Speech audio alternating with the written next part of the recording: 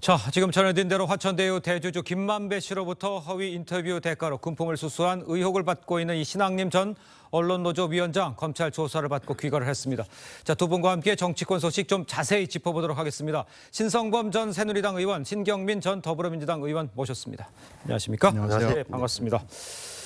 자, 신앙림 전 위원장 14시간 넘는 검찰 조사를 마치고 귀가를 했죠. 취재진의 질문에 어떤 답변을 했는지 먼저 직접 들어보고 이야기를 이어가겠습니다. 2021년 여름에 화천대유 사무실 방문한 적이 있다 이런 진술이 나왔다는 보도가 나와가지고요. 그럼 여러분들이 그 증거를 갖다 대세요. 그러니까 유령이 갔으면 갔겠죠. 민주당 측 인사로부터 좀 부탁을 받거나 이런 부분 전혀 없나요? 여러분들이 상상을 해서 지금 하는 질문이라고 생각을 해요. 여러 가지 가능성에 대한 질문을 드리는 거니까요. 가능성이? 제로. 어제 김만배 씨 출소하면서 예술적 가치가 있어서 그 정도 지불할 만했다 이런 식으로 설명을 했는데 최고의 모양을 띈 데이터베이스입니다. 원칙적으로는 1억 5천 이상을 받아야 되는 데이터베이스죠. 자, 직접 들어보셨습니다만 신앙림 전 위원장 허위 인터뷰 관련 민주당 배후설에 대해서 가능성 제로 이렇게 이야기를 했습니다.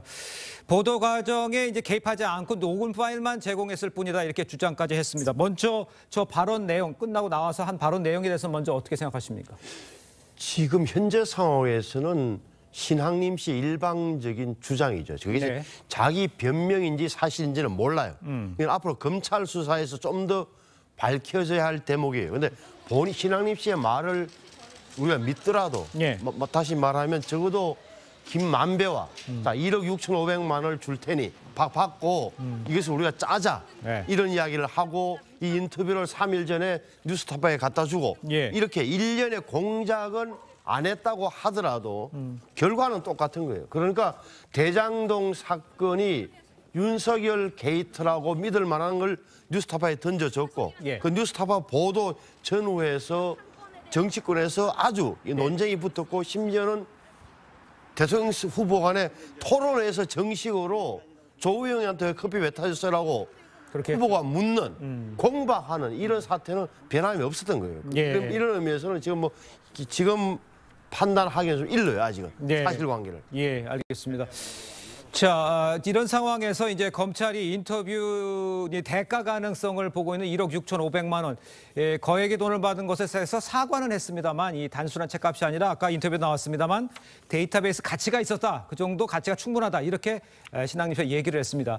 그런데 이제 TV조선 취재 결과 거액을 주고 산 채 이 화천대유 사무실에 사실상 방치된 걸로 지금 나오고 있어요. 이 내용 상황을 봤을 때는 아까 신윤 의원도 얘기를 해주셨습니다만 본인의 주장은 그렇지만 실제적으로 나오는 것들은 그렇지 않은 내용들이 점점 나오고 있는 것 같아요. 그렇죠. 이 사건에 지금 한 4가지 정도 측면이 있죠. 예. 그런데 첫 번째로 신앙님과 김만배와의 관계에서 시점도 지금 이상하잖아요. 네. 21년 3월에 이 책값을 계약했다는 것이 드러나고 있는데요. 예. 일단 이 책이 1억 6천만 원 상당의 거라는 거에 대해서는 두 사람을 제외하고는 아무도 인정하지 않습니다. 그리고 그 다음 단계에서 이제 뉴스타파가 보도를 한 부분은 또 이제 차원이 다릅니다. 이것은 언론 보도의 부분이고요. 그렇죠. 인용 보도의 부분도 또 언론 보도의 부분이기 때문에 예. 이것은 전혀 다른 얘기입니다. 그러나 이 두 사람 간에 이루어진 책 3권에 1억 6천만 원이라는 것은요. 예. 이게 무슨 구텐베르크의 성경책도 아니고 이렇게 고가의 책이 될 만큼의 이런 내용도 아니에요. 이 우리나라 말하자면 정관 재계의 혼맥에 관련된 책들은 기왕에 좀 나온 것도 있고요. 그렇죠. 언론에 시리즈로 보도된 것도 있고요. 예. 이 책이 나오기 그 시점 전에 언론 시리즈 보도도 있었습니다. 따라서 이것은 두 사람이 아무리 입을 맞춰도 우리나라 어느 사람도 네. 그래 이건 1억 6천 정도 돼라고 수긍할 사람은 일단 없습니다. 알겠습니다. 일단 책에 대해서는 그렇게 얘기를 하시고 한 3가지 정도 남아있는데 논란이 될 수 있는 거 그거부터 하나하나 짚어보도록 하겠습니다. 일단 검찰이요. 인터뷰 직전 2011년 여름에 신 전 위원장이 화천대유 사무실을 방문한 정황이 포착했다 이렇게 하고 있는 상황입니다. 신 전 위원장 이 부분에 대해서요. 유령이 갔을 거라면서 반박을 했습니다. 아까 이제 계속 주장만 나오고 있는 상황인데 이 부분에 대해서는 또 어떻게 생각하십니까? 그러니까 지금 하는 말을 보면 2021년 9월 10월에 인터뷰 안 해요. 예. 둘이서 대화를 했는데 카페 만나서 예. 15년 내지 20년 만에 연락이 와서 만났다는 게 지금 두 사람의 이야기잖아요. 그런데 일부 보도를 보면 9월 이전에 여름에 신앙님이 화천대유 사무실 갔다. 네. 왜? 사무실에서 신앙님 명함이 발견된다는 보도가 나왔다는 점. 이게 뭐냐는 두 번째는 말씀하신 대로 네. 인터뷰는 9월 달에 했는데 책 매매 계약서는 거저 6개월 전인 3월 달로 돼 있어요. 예. 이 대목은 뭐냐? 그래서 아직은 사실관계를 한쪽 말을 믿을 수 없는 상황인 거예요. 그래서 둘이가 과연 진짜 짜고 하는 건지 아니면 지금은 서로 살기 위해서 말을 맞추고 다시 나와서 깜빡에서 감옥에서 나오면서 인터뷰하고 이렇게 하는 건지 지금 알 수 없는 상황이에요. 알겠습니다.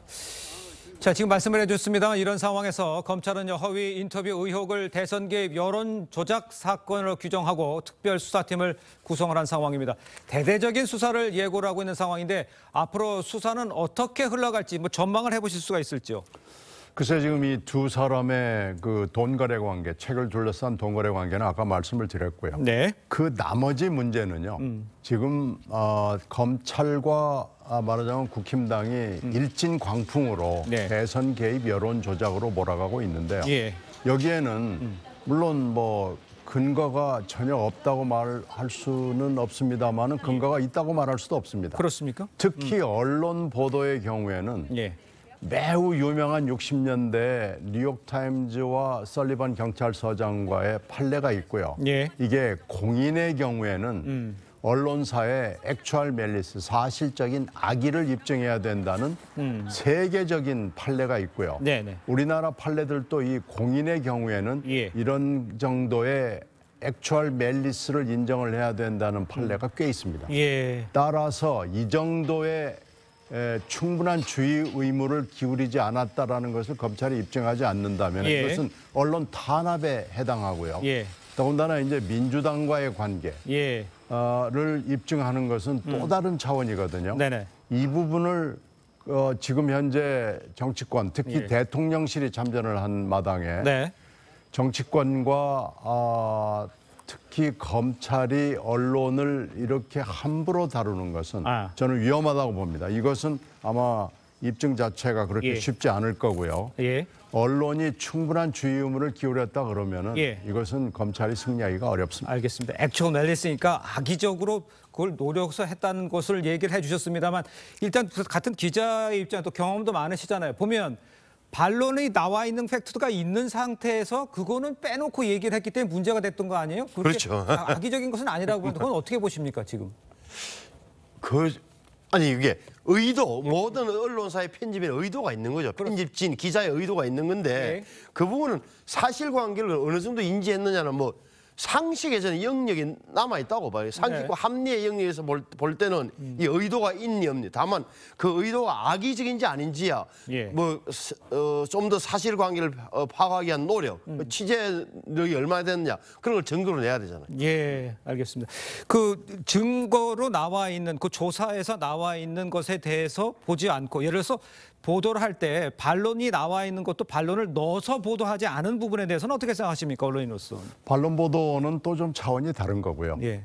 기사 작성 시에 반론을 받아서 실어야 됐을 부분. 반론 보도는 물론 집어넣어야죠. 예. 반론 보도권은 반론 보도권대로 인정을 해야 되는 건데요. 예. 충분한 주의 의무를 하지 않았느냐, 특히 궁박한 시간 여유를 핑계로 대서 충분한 주의 의무를 만약에 언론사, 그것이 뉴스타파가 됐건 인용을 보도한 언론사가 됐건 하지 않았다 그러면은 예. 언론이 이건 뭔가 좀 악의가 있다라고 봐야 되는 거겠지만 네. 만약에 충분한 주의 의무를 했다. 그리고 이건 그 정도의 뉴스 가치 판단이 있는 아이템이다라고 봤다 그러면은 이것을 가지고 사법 처리를 한다 그러면은 무리하고요. 더군다나 행정 처분을 들어가겠다고 지금 뭐 원스트라이크 아웃이니 서울시니 뭐 이렇게 지금 나서는 거 아니겠어요? 예. 이렇게 성급하게 가는 건 이것은 언론 탄압이라고 하지 않을 수가 없기 때문에 예.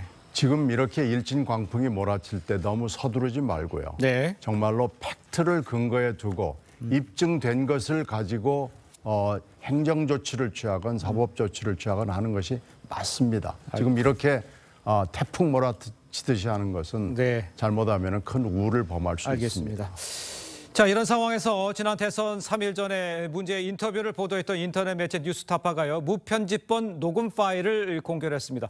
대선 직전 보도에는 없었던 내용이 담겨 있었습니다. 직접 들어보고 이야기를 이어가겠습니다.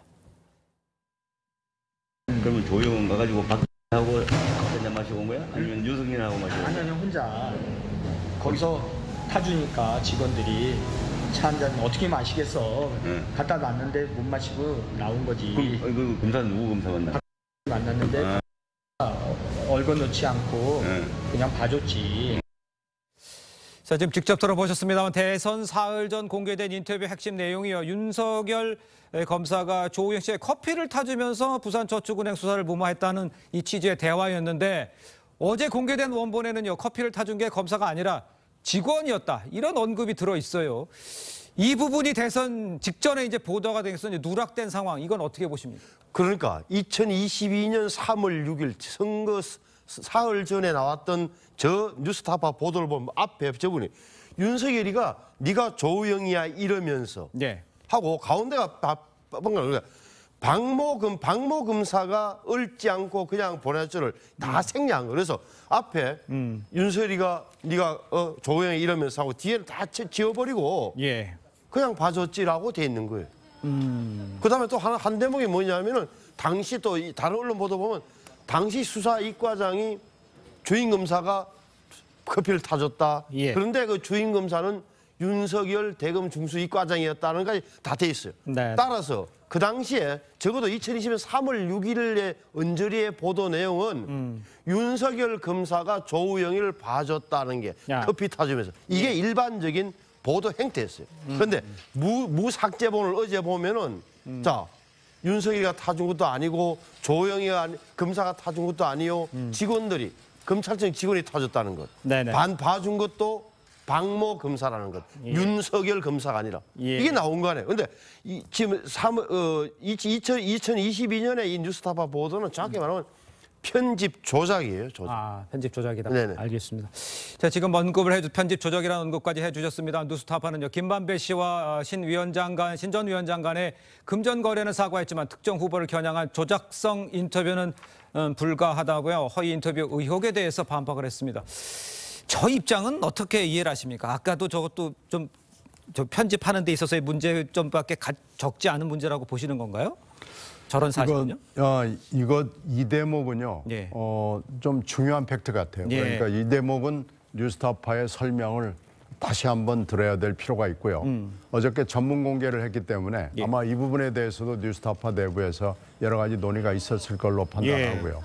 이것이 과연 무슨 의미를, 충분한 주의 의미를 기울였느냐 기울였지 않았느냐라는 거에 대한 상당히 중요한 팩트가 될 수도 있기 때문에 예. 이건 진지한 해명이 필요해 보입니다. 예, 알겠습니다. 전체적으로 봤을 때요, 글쎄요, 언론이 있었고요. 그다음에 대선 3일 전에 그 기사가 나갔고요. 방송이 나갔고, 언론에서 아까도 언급을 해줬습니다만 대통령 후보가 이제 토론 중에 이제 그 얘기를 하지 않습니까? 그때 지적을 하지 않습니까? 그런 거 전체적으로 봤을 때 이 모양새를 전체적으로 봤을 때 이게 머릿속에 떠오르는 단어가 기획 아니냐, 이런 단어를 생각할 수밖에 없어요. 거기에 대해서는 어떻게 생각하십니까? 전체적으로? 그 당시에 이재명 대선 후보가 대선 캠프를 꾸릴 때 성남 쪽의 사람들하고 경기도청의 사람들을 위주로 해서 꾸렸습니다. 예. 그래서 이것도 아마 조사가 이제 필요하고 한 예. 사람 한 사람 아마 검찰이 접촉을 하고 부를 거예요. 예. 그러면은 이 대목에 대해서도 조사가 불가피하게 진행이 될 수밖에 없는 상황인데요. 네네. 그 당시에 대선 캠프가 민주당의 본류와는 상당히 좀 분리돼 있었다는 것이 뭐 거의 그 당시에 당 내외의 판단이었거든요. 그래서 예. 그 대목에 대해서는 예. 뭐 여러 가지 얘기들이 캠프 내부의 핵심 관계자들로부터 나올 수밖에 없는 상황이기 때문에요. 아마 이 대목에 대해서도 조사가 불가피해 보입니다. 알겠습니다. 일단 여당에서는 이제 사형에 처형할 이 반역죄라는 이 발언까지 나온 상황입니다. 야당은 대통령실과 여당의 국면 전환용 공세라고 맞서고 있습니다. 전체적으로 봤을 때 뭐 기획이 아니냐는 의도도 이야기도 나오고 있습니다. 어떻게 보십니까? 판단할 때 전체적으로. 그러니까 기획을 의심할 수밖에 없는 정황이 많잖아요. 그러니까 둘이가 설사 사전에 공모했다 안 했다고 하더라도 중간 단계에서는 정치적으로 악용된 것은 분명한 거예요. 예. 제가 말씀드린 대로 텔레비전 토론에서 정식으로 후보가 문제 제기를 하고 그것도 커피를 타줬습니까 안 타줬습니까 묻는 게 아니라 커피는 왜 타줬어요. 이렇게 묻는 형식이잖아요. 그러니까 예. 극대화시킨 거예요. 이걸. 대장동 사건은 내가 몸통이 아니라 나 이재명이 몸통이 아니라 윤석열 후보라는 사실을 극대화시키기 위한 효과적인 장치가 다 동원됐단 말이에요. 네. 그러면 이게 설사 사전에 공모하지 않았더라도 그 부분은 확실하다. 그런데 예. 이 부분에 대해서는 지난번에 이때 수사 단계에서 왜 검찰이 수사를 대검 중수부에서 2011년도에 예. 그때 왜 안 했느냐 부분에서 설명이 충분히 된 거예요. 왜 그러냐면 그때 적어도 부산저축은행에서 임직원들이 120개 프로젝트를 만들어서 한 5조 원 돈을 들여서 자기들이 사업을 했다. 그 부분은 예. 수사 대상이 됐던 거예요. 왜? 사업이 성공하면 자기들 대주주기 때문에 몫이 생기고 실패하면 네. 은행 예금자들 손해이기 때문에 자기 손에 물 안 묻히고 돈 버는 방식을 했기 때문에 배임이 되는 거고 네. 일반 대출은 사업이 끝날 때쯤 돼야 성패가 결정되기 때문에 배임 혐의를 적용하기 힘들어서 일반 대출은 수사 대상이 아니었다고 설명했음에도 불구하고 예. 당시 여당 쪽에서는 끊임없이 10년 전에 사건을 물러 늘어졌던 거예요. 그 수사를 왜 안 했냐. 수사를 안 했기 때문에 그 사람들이 살아서 그 돈이 살아서 대장동으로 이어진 것 아니냐라는 주장을 계속 했던 건데 예. 이렇게 된다면 적어도 윤석열 검사 책임론은 많이 없어지는 거죠. 예, 알겠습니다. 자, 다음 소식도 좀 짚어보도록 하겠습니다. 민주당 이재명 대표 내일 이 검찰 출석을 앞두고 있는 가운데 단식 투쟁도 계속 일주일 넘게 이어지고 있는 상황이죠. 어제 김은경 전 혁신위원장이죠. 단식 중인 이재명 대표를 찾았습니다. 그 모습 보고 이야기를 이어가겠습니다. 야, 저 체온이 떨어져서 소화가 잘 안 돼. 물 소화가 잘 안 되는 이게 사직생이잖아. 진짜 죽기 살기를 해야 돼. 저도 보기 남겼어요. 국적대응 하고 있어요. 지금. 이 아기를 가진 사람들이 소수가 사실 악화가 양화를 구축하는 것처럼 세상 물을 많이 그려요. 자, 일단 그 9일이죠. 이제 검찰 내일입니다. 검찰 출석이 이제 예고가 돼 있습니다. 일단 건강 상태에서 조사가 제대로 될 수 있는지, 그다음에 어떤 의도가 있어서 내일 출석을 하는 건지, 그건 어떻게 보십니까? 내일이 딱 그 열흘이잖아요. 그죠? 그렇습니다.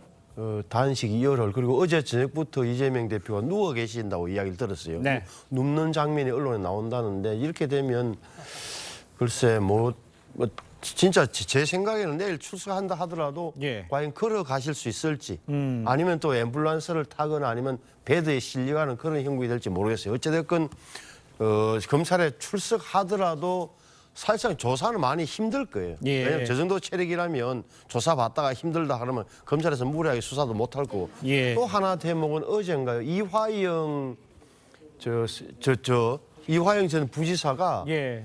부인하는 지금까지 진술을 다시 재번복하는 그런 옥중 편지를 냈어요. 네네. 이런 대목도 저는 심상치 않다. 이런 내일 조사와 좀 연결된 예. 일련의 흐름 속에서 좀 해석하는 게 맞지 않나 이렇게 보여요. 예. 정치적으로 지난번에도 이화영 재판에 대해서 꼭 이걸 봐야 되는 이재명 대표 소환과 연결해서 보셨지 않습니까? 지난번에도 이번에는 나온 것들 같은 것을 전에 나온 얘기들, 편결문이라든가 편지라든가 뭐 옥중에서 적었던 이화영의 편지 이런 거에 대해서는 어떻게 생각하십니까? 이 시기적으로. 뭐 다시 원위치가 된 거고요. 예. 6월 달에 진술을 번복했는데 6월 그 이전의 상황으로 원위치가 된 거고요. 예. 다만 지금 증거 능력을 가진 번복한 진술이 증거 능력을 갖는 것은 이미 이제 검찰이나 재판부가 이제 포기를 한 상황이기 때문에 예. 그러나 진술을 번복했다가 다시 번복했다는 그 기록은 남는 거기 때문에요. 예. 이화영의 진술 번복은 기록으로서는 존재 가치가 있는 거고요. 이것이 검찰로서나 예. 또 앞으로 있을 재판에서 여러 가지 참작 사유는 분명히 되는 겁니다. 따라서 번복은 했지만 그 전에 다시 번복을 했다는 것은 분명히 법률적으로는 의미가 없지는 않죠. 따라서 그것은 뭐 그렇게 검찰로서는 이미 7월 하순부터 8월까지 뭐 예. 여러 가지 소음이 있었을 때 예. 검찰이 포기했다는 얘기를 들었습니다. 알겠습니다. 자, 두 분 말씀은 여기까지 듣겠습니다. 고맙습니다. 감사합니다. 감사합니다.